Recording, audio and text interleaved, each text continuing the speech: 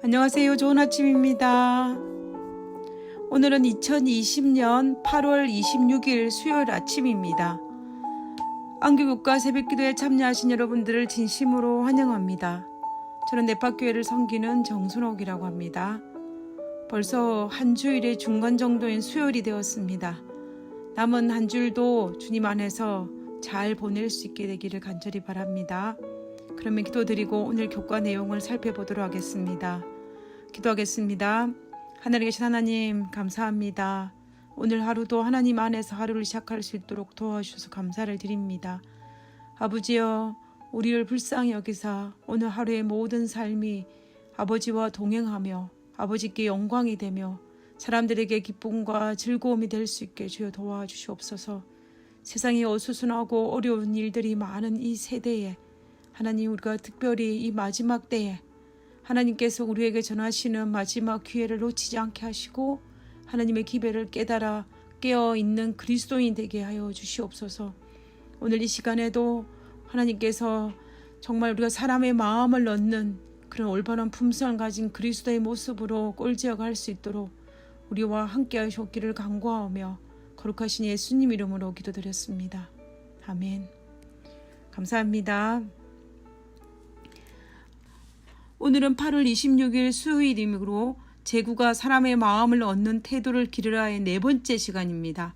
용납의 기초입니다. 사람의 마음을 얻을 수 있는 태도는 우리가 지난번에 공부한 것처럼 첫 번째는 복음의 수용성을 인정하는 태도였습니다. 그 두 번째는 긍정적인 태도로 수정하라는 것이었습니다. 그리고 세 번째는 친밀한 사랑의 관계 안에서 진리를 제시하라는 것이었습니다. 그리고 오늘은 그 네 번째 시간으로 용납의 기초입니다. 우리가 용납하는 태도의 기초에 대해서 살펴볼 것인데요. 오늘 이 시간에는 첫 번째는 우리가 그리스도께 먼저 용납받았다는 사실을 인정해야 된다는 것입니다. 먼저 우리 수요일 소지의 기억절에 있는 말씀을 한번 보도록 하겠습니다. 로마서 15장 7절에 있는 말씀입니다. 그리스도께서 우리를 받아 하나님께 영광을 돌리심과 같이 너희도 서로 받으라. 서로 받으라의 이 말은 신자들 간에 비록 사소한 문제로 서로 다른 의견을 가지더라도 서로를 그리스도인으로 인정하고 그렇게 대해야 한다는 뜻입니다. 서로 연약함을 그대로 받아들이라는 것입니다. 그래서 우리는 쉽게 이 말을 용납하라고 이해하면 될 것 같습니다. 그래서 이 말을 다시 읽어보면 그리스도께서 우리를 용납하시어 하나님께 영광을 돌리심과 같이 너희도 서로 용납하라 라고 우리가 이해하면 훨씬 더 이해가 쉬울 것 같습니다. 그 두 번째 기억절은 에베소서 4장 32절에 있는 말씀입니다. 서로 친절하게 하며 불쌍히 여기며 서로 용서하기를 하나님이 그리스도 안에서 너희를 용서하심과 같이 하라. 오늘 수요일 소지에 있는 이 두 기억절에서 우리가 주목해야 할 단어는 같이입니다.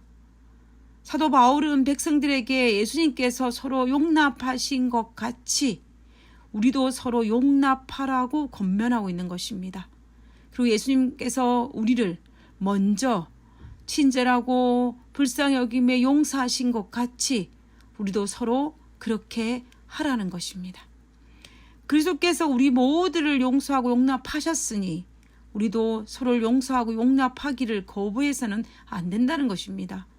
사실 우리가 상대의 단점에도 불구하고 서로를 받을 수, 용납할 수 있는 것은 예수님이 우리를 먼저 받으셨기 때문에, 즉 용납하셨기 때문입니다. 그러므로 다시 말하면 예수님 때문에 용납하는 것입니다. 우리는 하나님으로부터 용납받을 수 없는 존재였는데 먼저 용납받았다는 것입니다. 사실 우리가 용납받을 수 있는 존재는 아니지 않습니까? 오래전에 해외로 입양된 어린 아이가 있었습니다. 이 아이는 좋은 부모를 만나지 못했습니다. 양부모를. 그래서 여러 번 입양된 가정에서 파양을 당하고 다시 입양기관으로 돌아오는 경험이 많이 있었습니다. 이제 겨우 6살밖에 되지 않은 어린 아이였음에도 불구하고 이 아이는 이런 상처가 있었습니다. 그런데 이 아이에게 다시 한번 이방의 기회가 주어졌고 이번에는 멀리 해외로 이방을 가게 되었습니다. 긴 시간의 비행을 마치고 아이는 마침내 공항에 도착하였습니다. 공항에는 먼 한국에서 오는 작은 아이를 환영해 주려고 양부모의 가족과 친지들이 기다리고 오셨습니다. 마침내 작은 아이가 인도자의 손에 잡고 나타났습니다. 그러자 웰컴이라는 소리와 함께 금발의 양부모가 나타났고 여기저기서 박수 소리와 화로 소리가 들렸습니다. 그리고 양부모는 그 아이를 가슴에 안았습니다. 노랑머리와 파란 눈의 생소한 어른의 모습 앞에 작은 아이가 입을 열었습니다. 제가 마음에 드시나요? 이 아이는 너무나 생뚱맞은 질문을 한 것입니다. 충격입니다. 어른들은 당황스러움을 감추지 못했습니다. 아이의 말 속에 이 아이가 얼마나 버림받고 또 버림받은 세월의 상처가 고스란히 그대로 묻어있는 말이었습니다. 아이는 또다시 버림받는 일이 생길까 두려워했던 것입니다. 그러나 양부모는 온 가족 일가 친척이 환영하면서 10살의 어린 아이를 가족의 일원으로 받아준 것입니다. 한번 상상을 해보시기 바랍니다. 하나님 앞에 제가 마음에 드시나요? 라는 질문을 던져야만 한다면 나는 벌써 버림받아야 마땅한 사람일 것이라는 생각을 하게 되는 것입니다. 그러나 하나님께서 네가 무슨 자격으로 나의 사랑을 요구하느냐라고 절대로 물으신 적이 없습니다. 그리고 하나님 제가 마음에 드시나요? 이런 질문도 우리는 하지 않습니다. 왜냐하면 하나님은 언제나 나를 품으셨기 때문에 그리고 나를 용납해 주셨기 때문입니다. 우리가 어머니의 품이 그립고 고향이 그리운 이유가 무엇입니까? 그것은 언제나 나를 있는 그대로 품어주었기 때문입니다. 그리고 나를 있는 그대로 용납해 주었기 때문입니다. 그래서 힘든 타향살이를 해도 갈 곳이 있어서 우리는 당당하게 살아갈 수 있는 것입니다. 우리가 비록 고국을 떠나서 먼 타국에서 이민자의 삶을 살아도 당당한 이유가 우리는 언제든지 돌아갈 수 있는 우리의 조국이 있기 때문입니다. 마찬가지로 우리 하나님도 사랑으로 우리를 거절하지 않으시고 용납하시기 때문에 우리는 하나님 앞에서 하나님의 그 사랑 때문에 우리는 당당할 수 있습니다. 사람 앞에서 두려워하지 않고 시련 앞에서도 담대하고 온갖 복잡한 문제 앞에서도 믿는 구석이 있기 때문에 우리는 넘어지더라도 다시 일어날 수 있는 것입니다. 이렇게 될 수 있던 것은 우리 자신 때문이 아니라 우리를 있는 그대로 용납하시는 하나님을 믿고 그분이 있음을 알기 때문입니다. 그런데 우리가 여기서 한 가지 간과하지 말고 넘어가야 할 부분이 있는데요. 하나님께서 우리에게 베푸르신 용납을 유지하기 위해서는 우리는 그 죄를 계속적으로 지속적으로 지어도 된다는 뜻은 아닙니다. 다시 말하면 우리가 죄인이었을 때 우리 하나님은 우리를 용납하셨지만 그리스도를 만나고 난 이후에는 옛날과 동일한 모습이 아닌 믿음 안에 성장하는 모습을 소유해야 된다는 것입니다. 우리가 변화의 과정을 밟고 있을 때 우리는 하나님과 우리의 관계가 지속될 수 있습니다. 결국 용납의 관계가 지속될 수 있는 비결은 죄를 버리고 생명의 근원이신 예수님처럼 변화되는 경험이 동반될 때 가능하다는 것입니다. 우리를 있는 모습 그대로 용납하신 하나님은 우리에게 한 가지 요구를 하십니다. 그것은 그리스도께서 우리를 용납하신 것 같이 너희도 서로 용납하라는 것입니다. 우리는 자격이 있어서 하나님으로부터 용납받은 것이 아닙니다. 그리스도께서는 우리가 아직 죄인이었을 때에 우리를 위해 죽으셨고 우리가 원수 되었을 때에 우리와 먼저 화해하셨습니다.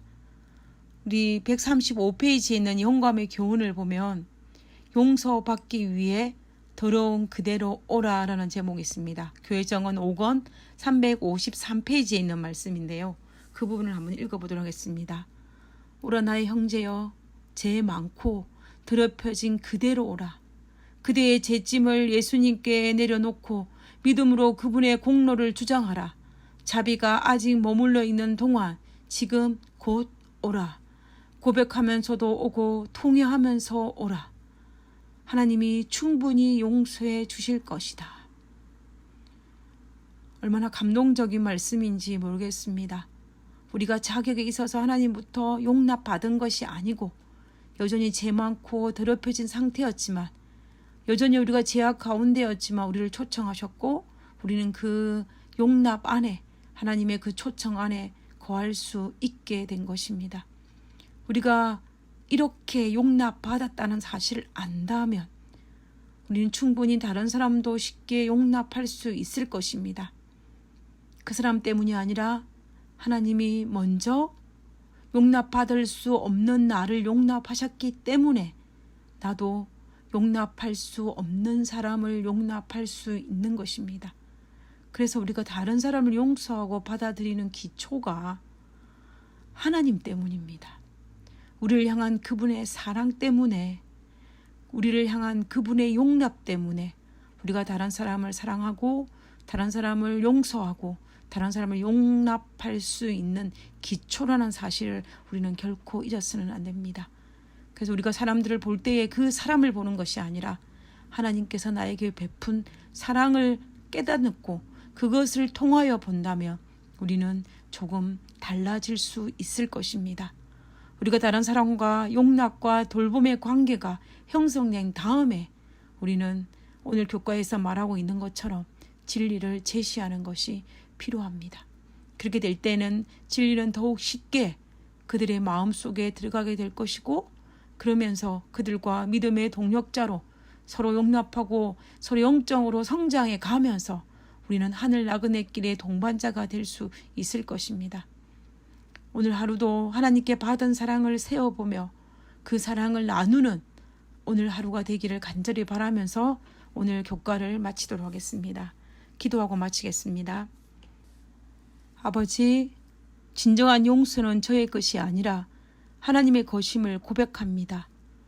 모든 부정적인 것을 능가하는 자비와 동정으로 우리를 감싸 안으시는 아버지의 크고 넓은 마음을 본받기 원합니다. 아버지여, 우리의 마음 속에 사랑 없음을 인하여 아버지 앞에 통회하오니, 아버지여, 우리의 마음에 예수님의 사랑을 본받아 사랑이 넘칠 수 있도록 도와주시옵소서. 그래서 다른 사람을 바라볼 때에 그 사람을 보지 않고 하나님을 통해 용서받은 제 자신의 모습을 바라봄으로 우리가 하나님 앞에 올바른 그리스도인의 삶을 살 수 있도록 도와주시옵소서. 오늘 하루의 삶이 아버지께 영광이 될 뿐만 아니라 오늘 하루의 삶이 그리스도의 심장을 닮은 삶이 될 수 있도록 도와주옵기를 간구하오며 거룩하신 예수님 이름으로 기도드렸습니다. 아멘. 감사합니다. 오늘 하루 좋은 하루 되시기 바랍니다. 감사합니다.